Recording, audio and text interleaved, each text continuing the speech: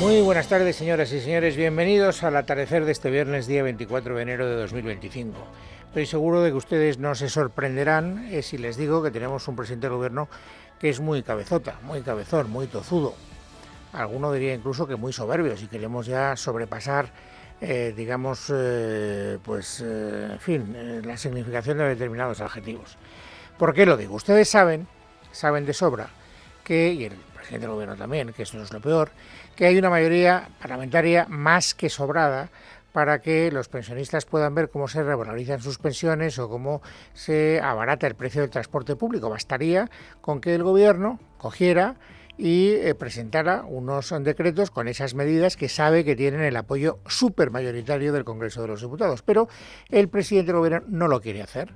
Ayer ya vimos que no lo quería hacer y hoy todavía ha quedado muy claro, más claro que ayer, que no lo quiere hacer, por lo menos no lo quiere hacer a corto plazo. ¿Por qué?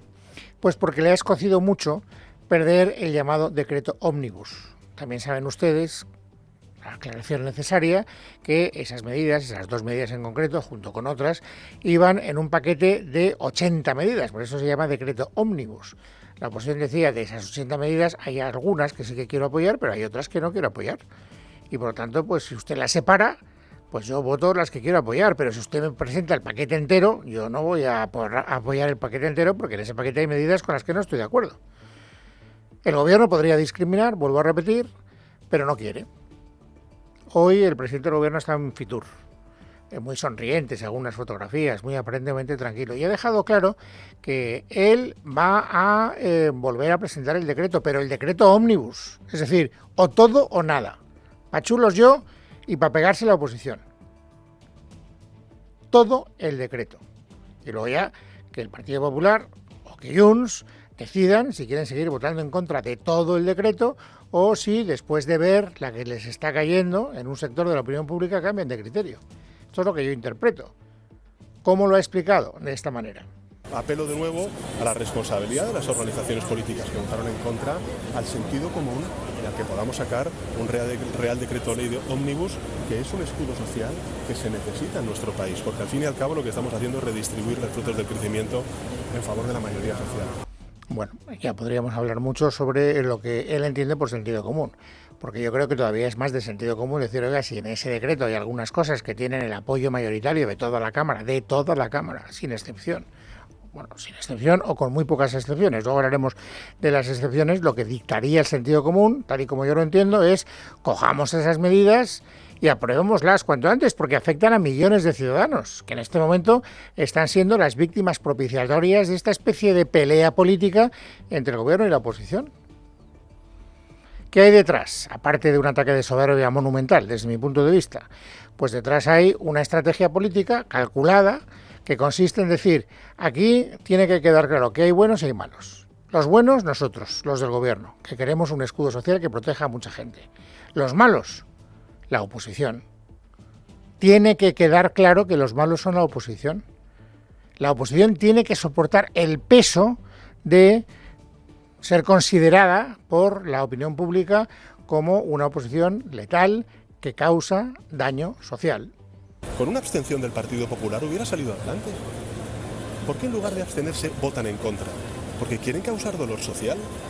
Y yo creo que tenemos que reivindicar una política sana frente a esta antipolítica, esta oposición destructiva que desde el año 2018, porque así lo venimos sufriendo, vota sistemáticamente que no a la redistribución de los frutos de ese crecimiento económico a las personas que más lo necesitan. Claro, porque no causa ningún dolor social el hecho de que los pensionistas, por ejemplo, sepan que podría perfectamente usted, con un decreto mañana, revalorizar las pensiones y no quiere hacerlo. Eso no causa ningún daño social, ¿no, señor presidente? Solo causa daño social lo que hace la oposición. Es difícil de entender. Yo ya dije ayer que hay cosas que, en fin, me cuesta mucho explicar porque soy incapaz de entenderlo y yo no puedo explicar lo que no entiendo. Y esto la verdad es que lo entiendo con mucha dificultad. Lo que sí que entiendo es que hay una voluntad política por parte del gobierno de convertir a la oposición en no solo la mala de la película, sino el que debería tener la responsabilidad de sacar adelante las acciones del gobierno. Es el gobierno quien gobierna. Es el gobierno que tiene la iniciativa, es el gobierno el que tiene la responsabilidad de resolver aquellas cuestiones que más afectan a los ciudadanos. no la oposición. La oposición tiene la obligación de ayudar, naturalmente, o de mejorar esas propuestas. Pero la responsabilidad recae en el gobierno. Pero este es el mundo al revés, no. Resulta que esa iniciativa, según el gobierno, recae en la oposición y, por lo tanto, la oposición tiene que empezar a pensar todo lo que está haciendo mal. Lo dice el presidente del gobierno y lo dicen varones territoriales del PSOE y lo dicen, naturalmente, ministros del gobierno. ¿Quién es el ministro más enguaraz? Bueno, difícil de establecer porque hay varios que compiten de una manera muy cerrada. Uno de ellos, Óscar Puente. Es importante que se reflexione sobre lo que se ha hecho y que se recapacite y que los grupos políticos sean conscientes de que lo que no pueden hacer es, en esta estrategia cortoplacista de a ver si acaban con el gobierno hoy mejor que mañana, dañar a la ciudadanía. Bien, no voy a volver a repetir los contraargumentos que se me ocurren. Sí que quiero que sepan que ya no solo es el gobierno, naturalmente si hay un argumentario que encabeza el presidente del gobierno, todos los ministros, como un solo hombre, van a hacer seguidismo argumental de ese propio argumentario y van a decir lo mismo. Por eso Óscar Puente ha dicho lo que acabamos de escuchar. Pero es que hay algunos varones, incluso de los que rozan a veces, la verdad es que pocas veces, el adjetivo de críticos que también han querido hacer suyo ese argumentario. Por ejemplo, Adrián Barbón, presidente asturiano, que no siempre está del todo de acuerdo con lo que hace Pedro Sánchez. En esto, cierra filas. Llámeme peculiar, llámeme raro, pero yo soy de los que cree que hay otra forma de hacer oposición y otra forma de hacer política. Y si quieres hacer oposición, puedes hacerla de muchas maneras, sin necesidad de votar en contra de subir las pensiones, sin necesidad de votar en contra de la gratuidad de las cercanías ferroviarias, sin votar en contra de una rebaja o una ayuda de 200 millones de euros. Es decir, no lo entiendo. No, yo tampoco. Usted no lo entiende porque usted defiende su posición. Yo no entiendo la posición que usted defiende. Honradamente, yo no formo parte de la contienda política. Intento ser neutral, intento. No digo que lo consiga, digo que intento ser neutral. Pero bueno, no me voy a hacer fuerte en esa línea argumental porque quiero que sigan viendo ahora qué es lo que hace la oposición. Ya sabemos lo que hace el gobierno. Acabamos de escuchar los testimonios que a mí me parecen sobresalientes hoy para defender esa posición muy cabezota del gobierno que preside Pedro Sánchez. ¿Y la oposición qué tiene que hacer, en mi opinión? Pues, en fin, explicar con toda la claridad que pueda por qué ha votado en contra y por qué el gobierno no dice la verdad cuando dice las cosas que acabamos de escuchar. Lo intentan. Desde mi punto de vista no lo consiguen del todo. ¿El Partido Popular quiere ganar esa batalla de opinión pública? Quiere. De hecho, en las últimas horas parece empeñado en conseguirlo, Maite Loureiro. Buenas tardes. El PP presenta una ofensiva para que Pedro Sánchez suba ya las pensiones y mezclar esta propuesta con otras medidas. Van a recoger firmas a través de change.org y en la calle, además de haber registrado 3 propuestas de ley en el Congreso con las iniciativas tumbadas el pasado miércoles. Alberto Núñez Feijóo critica la actitud del presidente desde Barcelona. El Partido Popular es el primer partido de España y como tal se debe solo a los ciudadanos. Yo no voy a hacer rehenes a los españoles. Sus intereses están por encima de la carrera política de nadie. Tenemos un gobierno capaz de supeditar ayudas a su propia supervivencia política. Eso no es la política en la que yo creo. Yo solo me supeditaré a los intereses generales. Declaraciones después de reunirse con los agentes sociales para abordar propuestas de vivienda en vísperas de la manifestación que los sindicatos han convocado el domingo contra el PP por tumbar el decreto ómnibus. Preguntada al respecto en rueda de prensa, la secretaria general Cuca Gamarra respondía lo siguiente. A quien hay que pedir, si me lo permiten, que mueva el culo, es a Pedro Sánchez dando un paso. Salvo que los sindicatos estén actuando como un brazo político al servicio de Pedro Sánchez. El voto del Partido Popular ya está. Y los sindicatos lo saben bien. Comparecencia que se producía junto a los portavoces del Congreso, Miguel Tellado, y del Senado, Alicia García, para evidenciar que el PP se va a volcar con este asunto después de que el Gobierno intente señalarles como culpables de que no suban las pensiones. Bueno, que se quiere volcar queda claro por lo que ha contado Maite Loureiro. Otra cosa es que la pedagogía que está haciendo está resultando eficaz. Yo, naturalmente, esto es opinable, cada uno puede tener su opinión. A mí particularmente me parece que ni Feijóo ni Cuca Gamarra están siendo muy eficaces en lo que es la pedagogía. Me parece que no digo que no hagan todo lo que pueden, digo que me parece que lo que hacen pues no es suficientemente eficaz, en mi opinión. Vuelvo a repetir, esto es una opinión personalísima. ¿Qué lideresa del Partido Popular ha intentado ser más pedagógica? Es decir, explicar las cosas para que todo el mundo lo entienda. Isabel Díaz Ayuso. Ha sido un pretexto la reforma de las pensiones para colar una subida del IVA de los alimentos, fomentar la ocupación y darle un palacete al PNV. Así que creo que lo que tiene que hacer el Gobierno es hablar con el principal partido político del Congreso de los Diputados y acceder a la nueva iniciativa del Partido Popular para que se puedan revalorizar las pensiones. Y además hacerlo de manera inmediata. Y ahí se acabaría el problema. ¿Y quién creo que ha sido todavía más eficaz desde el punto de vista pedagógico? La portavoz de Junts per Catalunya, Míriam Nogueras. Porque nos tenemos que tragar que se suba el IVA del aceite, del pan, de la harina, de la leche, de los huevos, de las frutas, que es lo que recoge este Real Decreto. ¿Por qué nos tenemos que tragar que se suba el IVA de la electricidad en pleno invierno al 21%, cuando en muchos países de la Unión Europea está al 5%, está al 6%, está al 10%? ¿Por qué nos tenemos que tragar que se suba el IRPF? Está muy bien, nosotros estamos de acuerdo que se suban las pensiones, que se hagan los descuentos o que se prorroguen los descuentos en los transportes, pero no estamos de acuerdo en que se siga acribillando a impuestos. Bueno, a mí me parece que esta explicación, lamento que el sonido haya sido tan malo, no sé por qué, sonía muy saturado, pero bueno, se entendía perfectamente lo que quería decir Míriam Nogueras, y yo creo que se le entendía especialmente bien. O sea, yo creo que desde el punto de vista pedagógico es más eficaz hacerse fuerte en ese argumento que no en discursos como los de Feijóo, hablando de cosas que están bien y que yo no digo que no sean verdad, pero que creo que llegan menos a los ciudadanos del común. En lo que sí que están de acuerdo, ayer ya quedó claro, hoy ha vuelto a quedar claro, tanto el Partido Popular y Junts en esta materia concreta, porque habitualmente no están de acuerdo en casi todo lo demás, es que si el gobierno quisiera, mañana mismo podía presentar un decreto y quedaba solucionado el problema. Lo podía haber hecho ayer y hoy ya se hubiera publicado en el BOE la revalorización de las pensiones o la gratuidad del transporte público. También lo ha dicho Míriam Nogueras. Nosotros no somos los responsables de que este Real Decreto haya caído. Y cada hora que pasa que el gobierno no hace un Real Decreto nuevo con las medidas que sabe que son de consenso, como la subida de las pensiones o el descuento en los transportes, demuestra que realmente no tiene interés. Demuestra que lo único que le interesa es hacer propaganda. Bueno, insisto, desde el punto de vista de la pedagogía, a mí me parece que Míriam Nogueras hoy les ha ganado a los del Partido Popular, pero esta es una competición que cada uno puede establecer en función del criterio personal que cada uno establezca.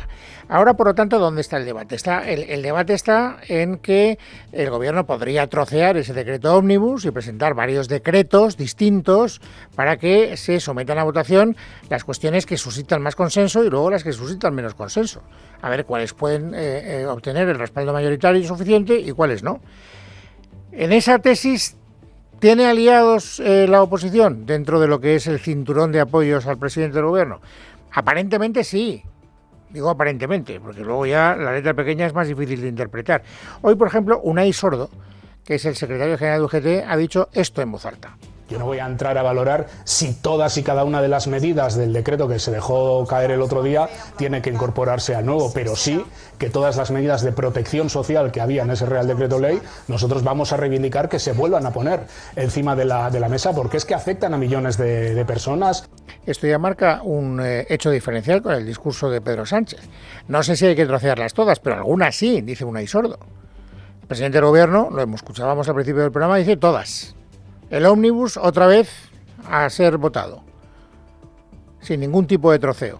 Esta es la diferencia. Por eso digo que aparentemente algunos aliados puede tener, digamos, la estrategia que está reclamando la oposición. Y si nos vamos a Sumar, también nos vamos a encontrar con una actitud que no crean ustedes que es fácil de interpretar. Sumar ha sacado esta mañana una nota en la que dice que el gobierno no puede perder ni un minuto y solicita en esa nota que se lleve al Congreso cuanto antes decretos, en plural, para recuperar las medidas sociales que tumbaron el PP, Vox y Junts en el Congreso, al rechazar el ómnibus. En otro momento de esa nota, uno dice, desde Sumar, vamos a plantear que los decretos vuelvan al Congreso cuanto antes. Esto no va de política ni de partido, sino de llegar a fin de mes con pensiones dignas y luchar contra la desigualdad. Entonces, hay muchos medios de comunicación, o por lo menos algunos, que han interpretado esta nota como diciendo que están a favor de trocear el ómnibus. Yo no lo tengo tan claro, de verdad, no digo que no tengan razón, probablemente el que se equivoque soy yo, no quiero tampoco aquí mantener mi criterio frente al de los demás. Pero es que fíjense, yo he escuchado a Urtasun, después de que esta nota se difundiera, y llegó a una conclusión que no es exactamente la que están, a la conclusión de que están de acuerdo en trocear el ómnibus. Escuchen. Hemos dicho que tenemos que solucionarlo muy rápido, pero tenemos que asegurarnos que el conjunto de medidas se aprueben. Però també d'assegurar que el conjunt de mesures s'aproven. El conjunto de medidas. O sea, hay que reaccionar rápido, pero el conjunto de medidas se tienen que aprobar. Claro, pues si hablamos del conjunto de medidas, pues ya no estamos hablando de trocear, o por lo menos de trocear algunas en concreto, como por ejemplo podría ser la de las pensiones de manera separada, o la del transporte de manera separada. Por lo tanto, vuelvo a repetir, yo no sé muy bien cómo interpretar la posición de Sumar. Lo que sí que tengo muy claro es que el gobierno no quiere trocear, y que para defender el no troceo del ómnibus incurre en argumentos que me parecen falaces, mentirosos y abusivos. Por ejemplo, el que hoy ha utilizado en Onda Cero Óscar López. La teoría del troceo que es muy divertida. Yo escucho al Partido Popular y me queda claro que está en contra solo de una. Por lo tanto, no recuerdo cuántas medidas lleva el decreto, no sé si son 90 o incluso más. Le llevamos todas sin el palacete y acepta todas las demás. Pero esto no funciona así. No, es que usted no dice la verdad, señor ministro. Y usted además probablemente sabe que no dice la verdad. Usted está diciendo que el Partido Popular solo se opone de todas las medidas ómnibus a la de la entrega del palacete en París al PNV. Eso no es verdad. Usted ha escuchado, usted y todo el mundo, a Ayuso justo al principio del programa. Ella no hablaba solo del palacete, es verdad que no hablaba del palacete, pero hablaba de IVA a los alimentos o hablaba de fomentar la ocupación, que es la lectura que hace de algunas medidas del Partido Popular. También ha escuchado a la portavoz de Junts per Catalunya y ha hecho una lista, digamos, de objeciones que va mucho más allá del palacete, entre otras cosas porque Junts sí que está de acuerdo en lo de la cesión al palacete. Pero ya que hablamos de ese palacete, déjenme que le haga una pregunta que no puede tener respuesta. Bueno, se la han hecho esta mañana, de hecho se la ha hecho Carlos Alsina a Óscar López. Mucha respuesta no tenía, porque ya verán ustedes que no ha sido capaz de responderlo. Saben que el decreto ley es una medida excepcional que se le confiere a los gobiernos para poder sacar adelante medidas urgentes. Cuando hay una necesidad urgente, el gobierno puede recurrir al decreto ley. Ese es el sentido de verdad fetén que tienen los decretos ley. En ese decreto ómnibus había cosas que se podían considerar urgentes, como por ejemplo la revalorización de las pensiones, lo del transporte, pero había otras que difícilmente se pueden considerar urgentes. ¿Es urgente devolverle el palacete al PNV? ¿Es urgente? Se le preguntaba Alsina a Óscar López. Y me ha sorprendido mucho, por eso quiero que la escuchen, la no contestación o la contestación... mejor no la califico. Escúchenla y ustedes la califiquen interiormente. Bueno, lo del palacete era importante y usted lo sabe como yo, y estamos hablando de que en el Parlamento hay que negociar con muchas formaciones políticas. Por cierto, más allá de ser urgente, no, lo que es justo. A mí me parece justo. Ya, bueno, pero es que para aprobar las cosas justas no están los decretos. Para aprobar las cosas justas están en la iniciativa legislativa, están los proyectos de ley, están las leyes, están los debates parlamentarios. Los decretos están para las cosas urgentes. Le han preguntado, ¿es urgente lo del palacete? Se deduce que hasta usted mismo, señor ministro, sabe que no es urgente. Y sale por el registro de es justo. Pero es que esa no es la cuestión. Ni es lo que se le pregunta, ni es lo que establece la ley cuando habla del decreto ley. Bien, les decía al principio que el gobierno sabe que si presentara un decreto sobre la revalorización de las pensiones o sobre la gratuidad del transporte se iba a encontrar con el 100% de los apoyos en el Congreso. Y tengo que hacer un matiz. Tal vez con el 100% no. ¿Por qué? Porque Vox probablemente votaría en contra. Aun estando de acuerdo en el fondo de la cuestión, votaría en contra. ¿Por qué lo sé? ¿O por qué lo deduzco? Porque eso es lo que he creído entender de lo que ha dicho esta mañana la portavoz parlamentaria de Vox, que se llama la señora Millán. Ese decreto que únicamente trae la subida de las pensiones se ha registrado, que no está sobre la mesa. Entonces, hacer política ficción sobre una cosa que nosotros dudamos muchísimo que vaya a hacer el gobierno es contribuir a un relato que pretende seguir dándole oxígeno al Partido Socialista. Y nosotros no vamos a apoyar nada de este gobierno, porque nuestra oposición es de verdad, es total y frontal. Por lo tanto, entiendo que votarían que no. O sea, si el gobierno al final cediera y troceara ese decreto ómnibus y presentara un decreto específico para las pensiones o para el transporte, entiendo o creo entender que Vox, según la señora Millán, Pepa Millán, votaría en contra. Bueno, y más allá de este debate concreto, que creo que es muy importante porque afecta a millones de ciudadanos españoles, hay una pregunta que también suscita lo que está pasando estos días. Está claro que el gobierno no tiene una mayoría suficiente para gobernar tranquilamente, digámoslo así.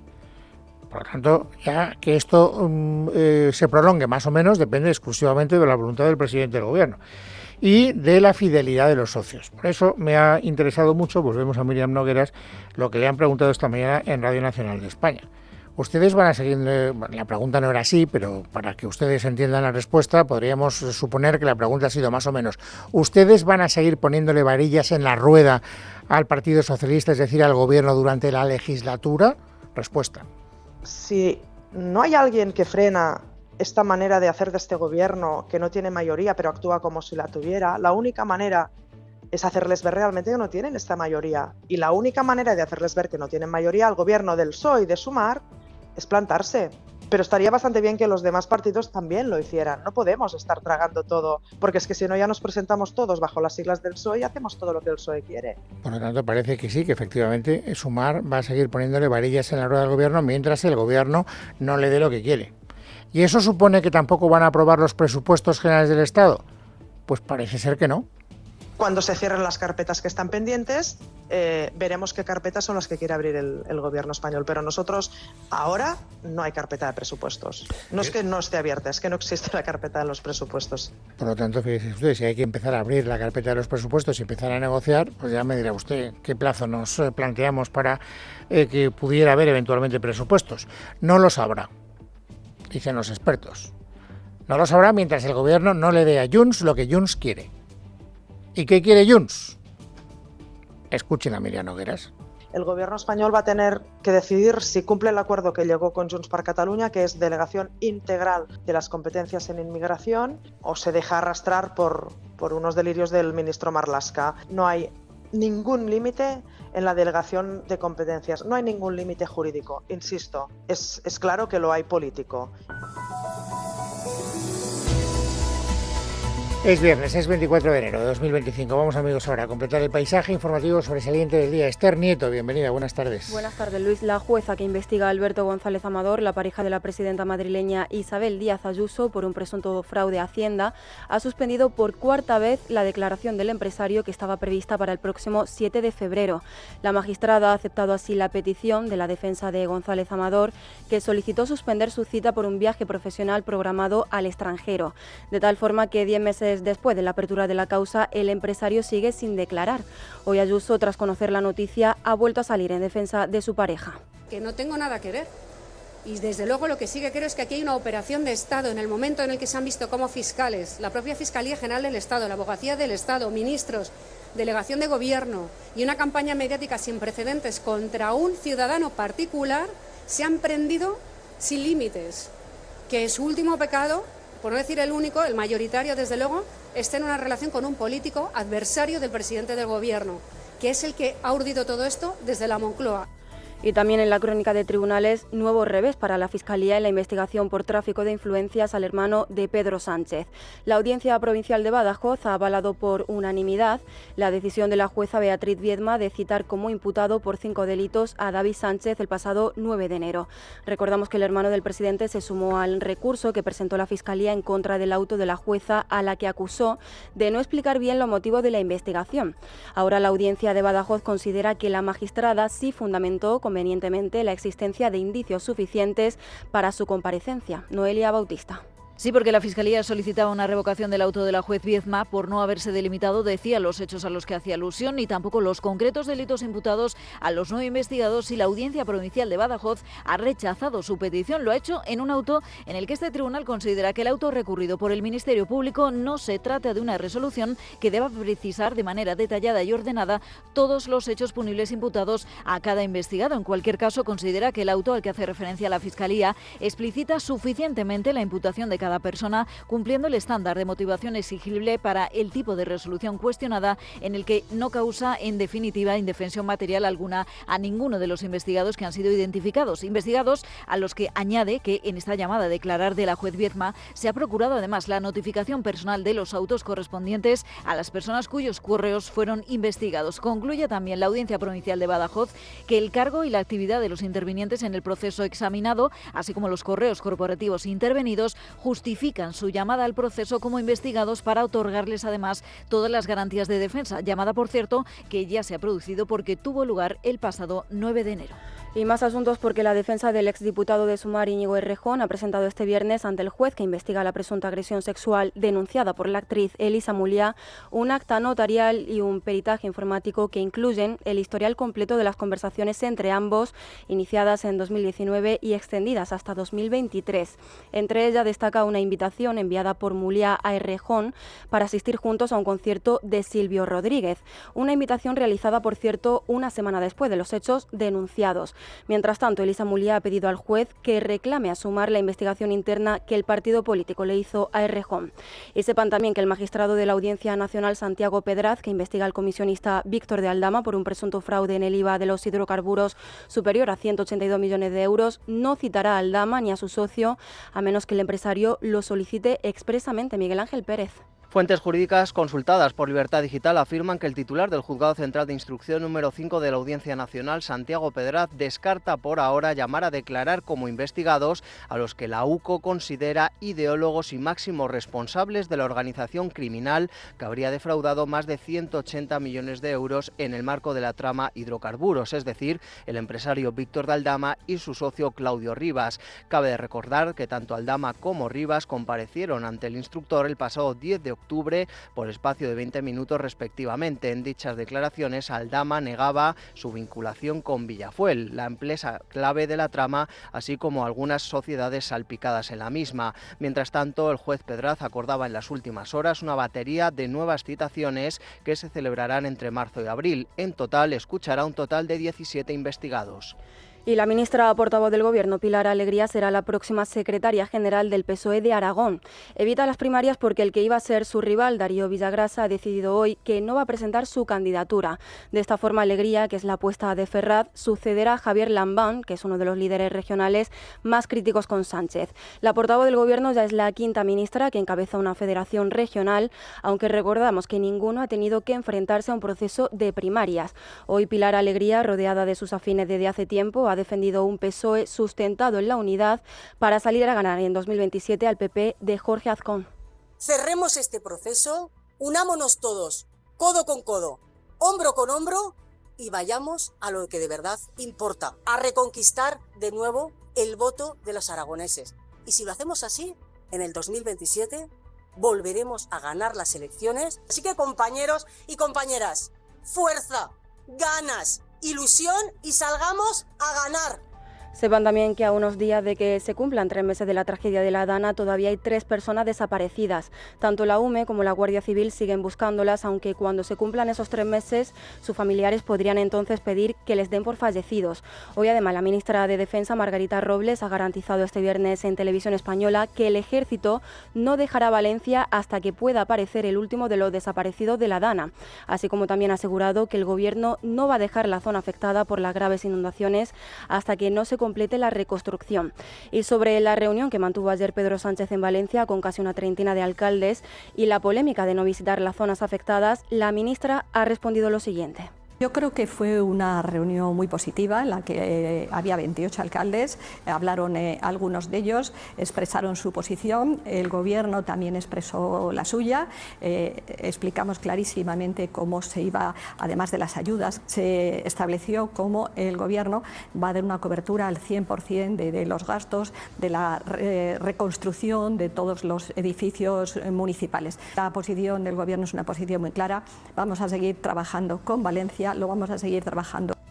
Y abríguense mucho este fin de semana porque según la Agencia Estatal de Meteorología estos días estarán marcados por el paso de una nueva borrasca, la borrasca Herminia, que dejará vientos muy fuertes e incluso huracanados y lluvias generalizadas en buena parte de la península y de Baleares. Según las previsiones de la EMET, se esperan fuertes rachas de viento de hasta 100 km por hora, además de oleaje significativo y abundantes precipitaciones, especialmente en el noroeste del país. En casa de Herrero, Es Radio.